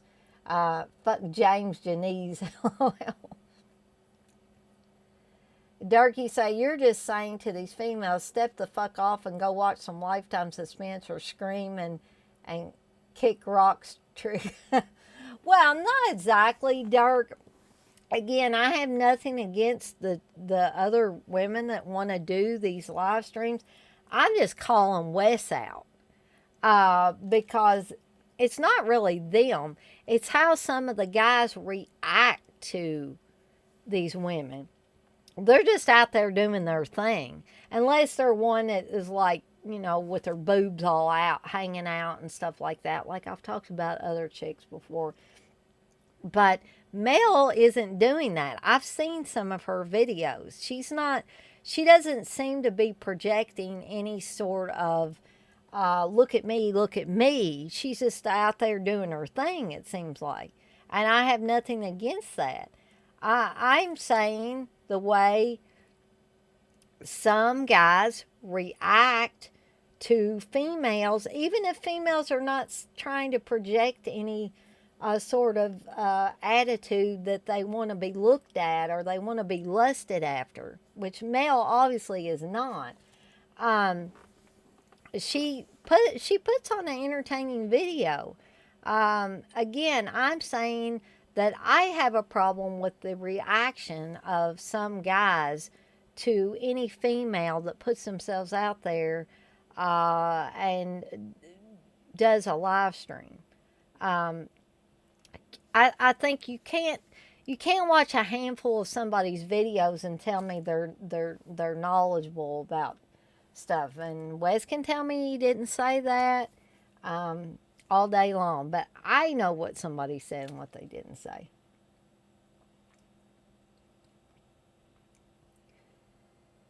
Oh, Curly Josie said B-Plane Tattoo will be happening the 22nd.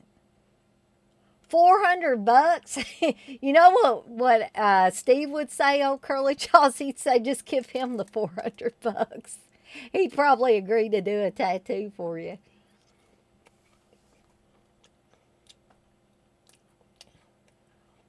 Wes, as far as I know, isn't Garrett married? Doesn't Garrett have one or two kids?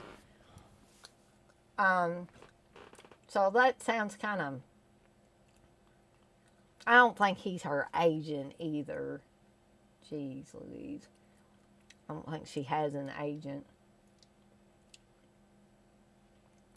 Texas, you say, yeah, Mr. Chaos will do these almost 5-hour shows. It's like, damn. Yeah, he's got me beat.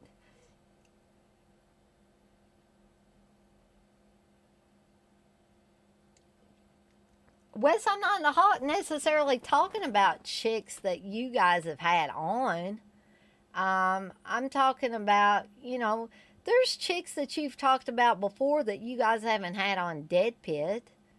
And I'm not going to bring up the one that you had on Saturday Nightmares anymore. We all know who that is.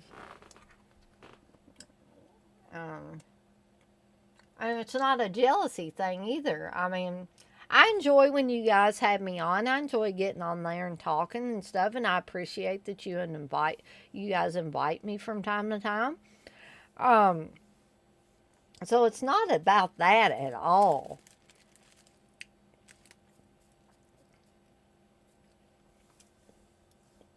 I think you're reading a little bit too much into what I'm saying.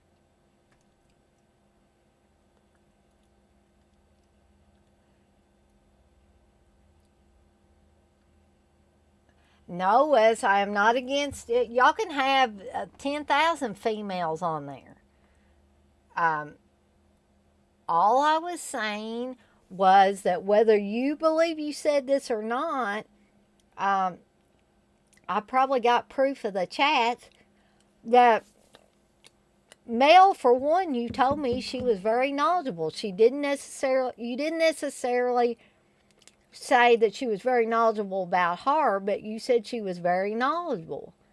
And I just wonder how you could watch a handful of videos and get that from her. She may very well be extra knowledgeable. I'm just saying, where's your proof?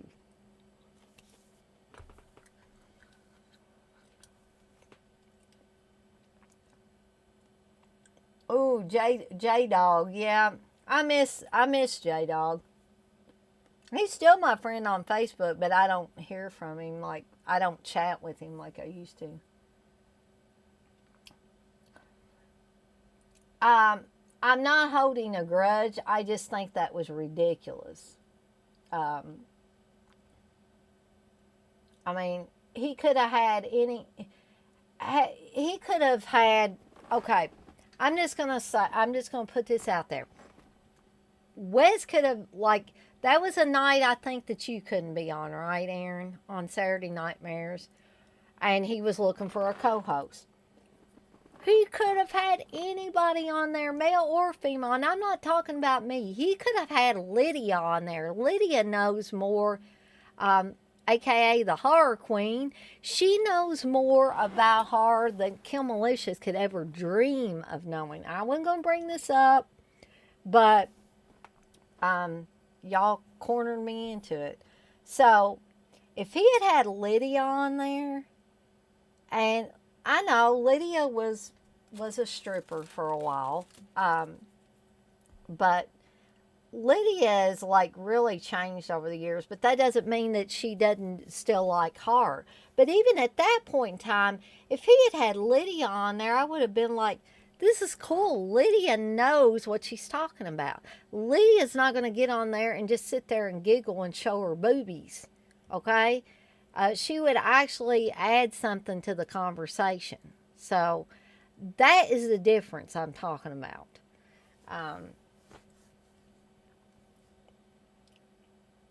John, you say Kim Malicious sounds like an ECW ballet.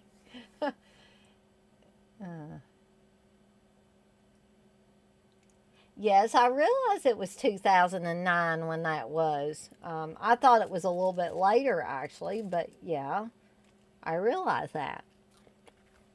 I'm just saying, if you wanted a knowledgeable person on there to take Aaron's place that night and you wanted a female, don't you think that Lydia would have been a better choice?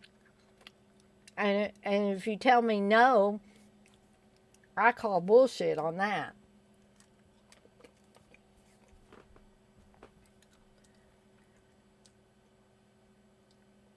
Oh, sorry, Erie. Yes, and actually, we got totally off topic. I was talking about don't go in the woods, but you can always go back and watch the video from the beginning where I talked about Demented. Um, oh, Lori, I ain't even going to open that can of worms up again. I think a lot of us almost got into some deep shit with that whole thing. That was,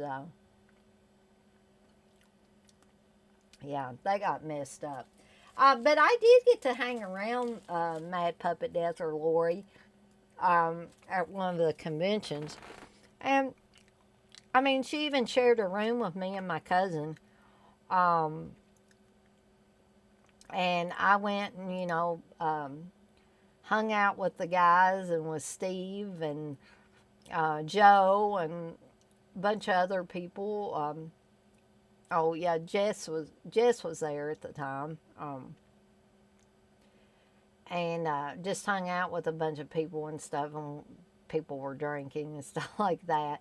And there were some funny things that happened, but Lori seemed, obviously, normal and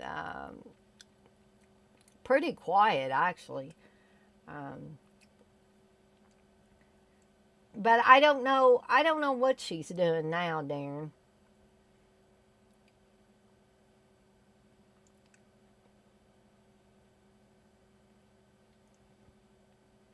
Why do we need proof? Like, who cares? Well, maybe I care. Again, I'm not trying to piss you off, Wes. I'm just saying, you gotta agree with me that if you were to pick somebody, even if you wanted somebody hot on there, Lydia would have been a better choice because, yeah, she was hot, and two, she knew her horror. Uh, just that's a no-brainer right there. I hope you don't have a Kim Malicious shirt. And I think I would, I love you, Wes, and all, but I think I would have to go burn it on a bonfire. Or I don't want anything with that image of that chick on it. I mean, I wish no ill will on the woman. I hope she's living a very happy life wherever she's at. But I definitely do not want her image on a shirt.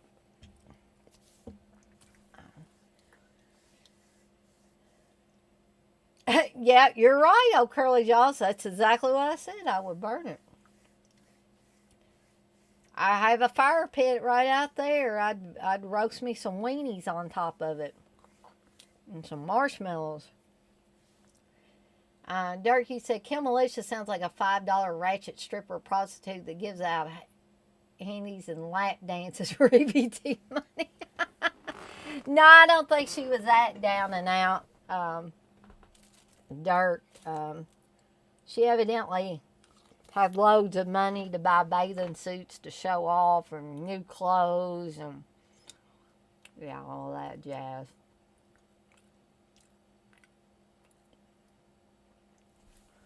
Well, okay, that's understandable. I'm glad that you asked her first.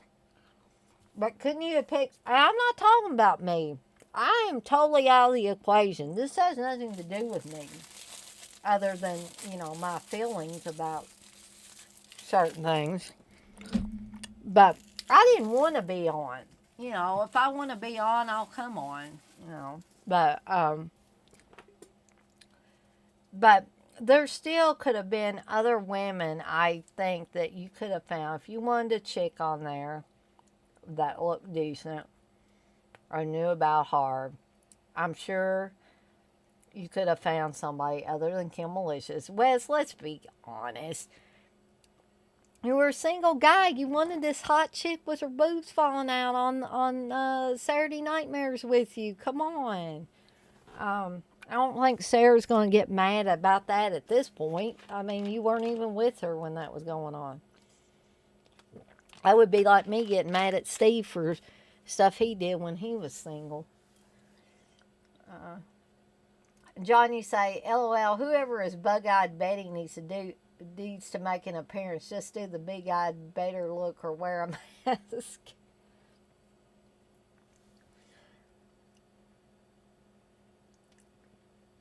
I don't give a shit if you get one for Steve. I mean, I don't even know where the chick is. I mean, she's not gonna like...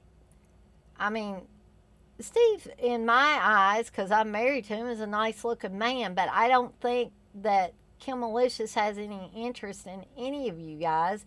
She was just making you feel like you might have a chance with her, just so that she could, you know, get some notoriety or something.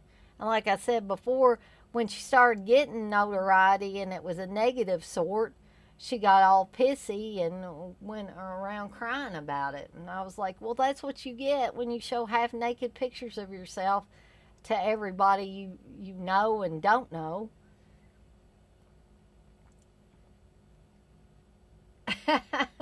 Nah, I wouldn't care.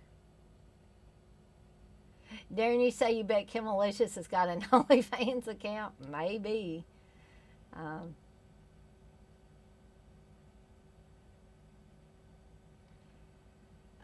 I'm one person talking about it, Wes. One person. Well, if you think it was a great idea, that's fine, but I think it was a shitty idea. And I don't think I was the only one. And no offense to you, Wes. It's your show. You can do anything you want. Oh, Curly Georgie said apparently she's running for mayor of Alabama. John, you say whoever is doing the Paintsville Hottie is using Chelsea Lynn, aka Trailer Trash Tammy. She's a comedian in real life.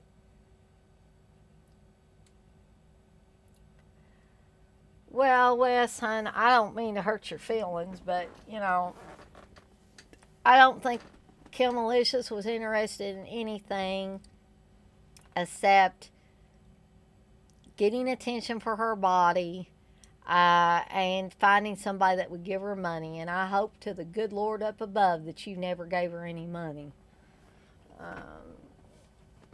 Texas, you say new AEW tag team champs Swerve and Our Glory.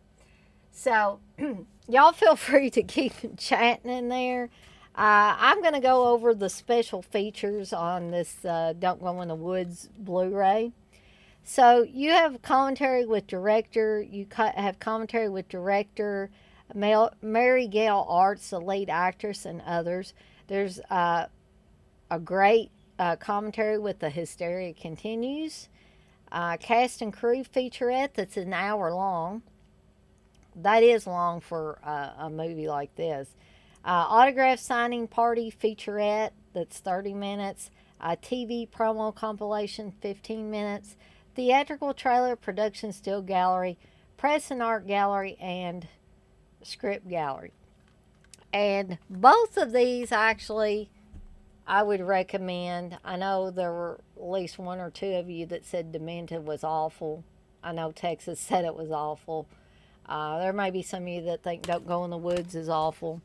But they may be awful, but in my eyes, they're still entertaining and still worthy of a watch or two or five. I will give you guys a sneak peek, since you're in the stream, of what I will be doing for Cheese Extreme Wednesday, the 5th week of Cheese Extreme Wednesday. It's hard to believe I'm already in the 5th, or going into the 5th week of doing these. Darren, you say Don't Go in the Woods used to be the lowest ranked horror film on IMDb. I wouldn't doubt it. But some of these that I'm going to be talking about in the coming weeks may have it beat too. But next Wednesday, I am going to be talking about Doom Asylum and the great but incredibly bad Drive-In Massacre. And this is actually the Severin release of Drive-In Massacre, and this is the Arrow release of Doom Asylum that I'll be talking about. So are you guys excited about that? I hope so. I hope at least, a few of you are excited about that. And also, like I said, I'll have the poll up for the watch-along movie on Saturday. Again, I'll probably, since Steve is not going to do his show Saturday night, I will probably take his time slot and start at around 6 o'clock for the watch-along. And it looks like right now we're going to be doing the burning, but there is still time for you guys to get your votes in. Especially those of you that would rather do the watch-along for Don't Go in the House. There's also Hide and Go Shriek, The Beast Within, and After Midnight, which is an anthology film, by the way, which they've got 3% each, so I really don't see anybody bumping them up enough to get them in the running, but we shall see. I think it's going to be between The Burning and Don't Go in the House, actually.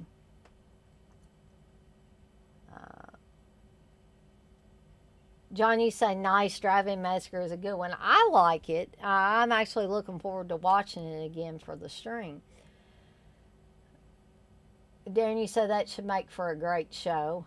Well, thank you. I appreciate that, Darren. John, you say nothing is worse than Gacy House, the found footage film. It's a pile of total dog shit. Though, John, you just saying that makes me almost want to watch it. Because is that one on Tubi? I thought I seen it somewhere where I could watch it. There you say, hell yeah.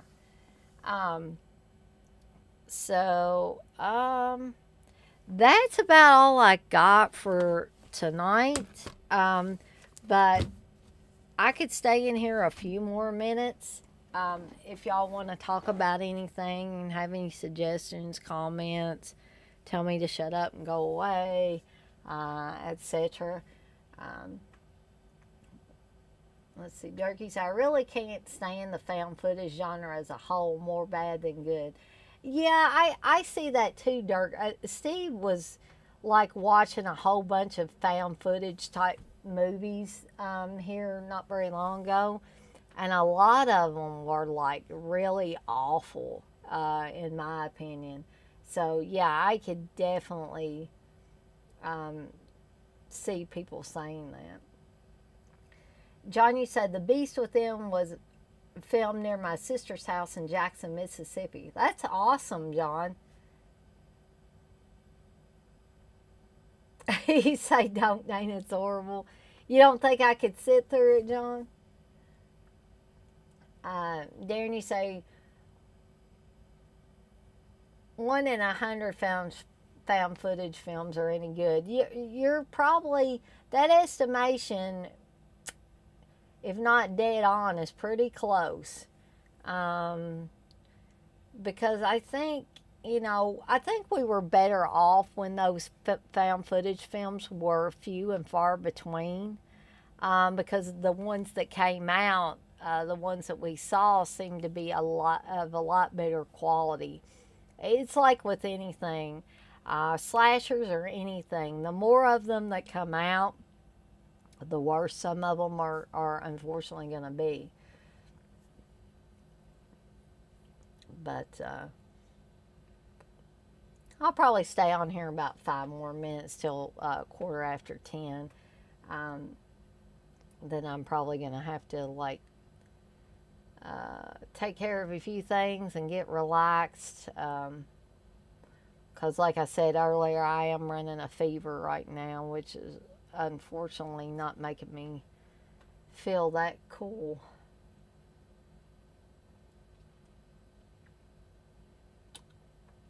But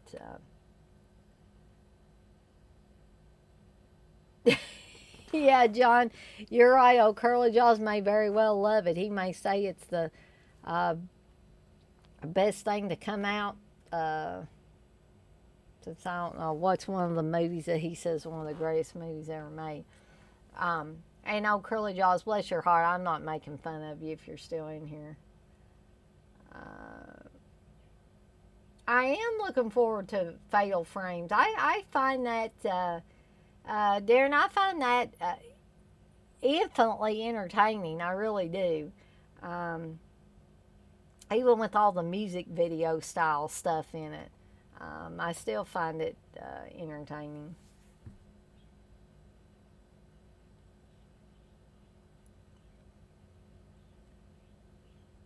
Darren, you say you'll put it on Saturday so it's fresh. Yeah, that's usually what Steve and I do, like Saturday night.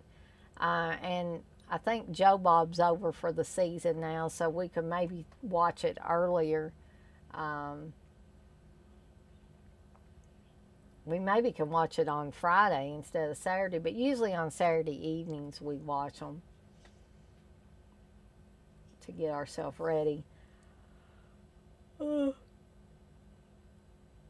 oh goodness. I think Darren, isn't Fatal Frames one that the Hysteria Continues guys like pretty well? Because I thought they had talked about it on quite a few shows.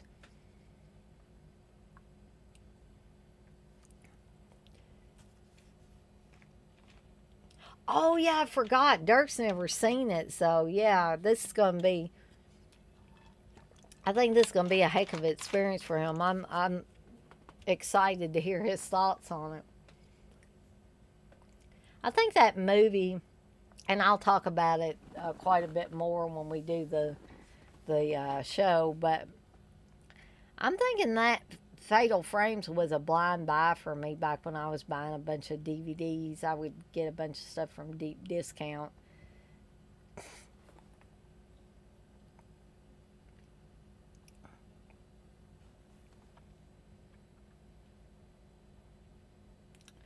Oh man, I forgot, Darren. Neither you nor Dirk have seen that. Oh man, this is gonna be cool. Um, yeah, I thought they had talked about it several times on different shows. They actually, I don't know if they talked about Terror on Tour because Steve, like, I think Steve sent them a message or something saying that his wife really liked that movie. And next thing you know, they did a show about it.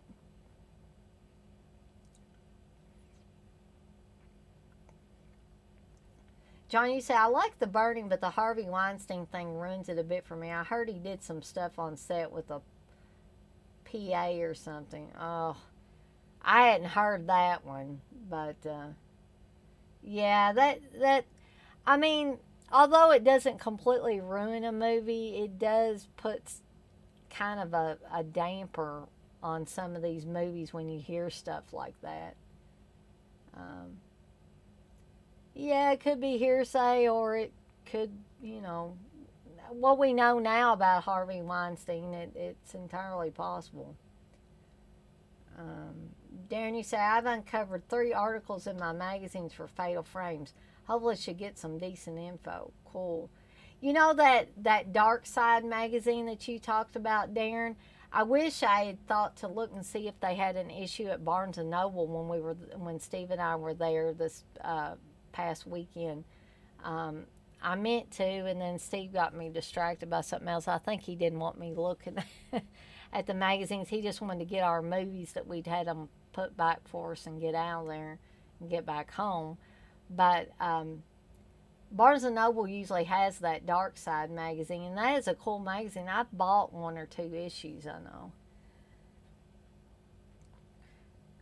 John, you said the Glazer character to me, Harvey had to have created that. That's Weinstein to a T. Uh, yeah, the Glazer character is pretty, ugh, sleazy. And a bully, too.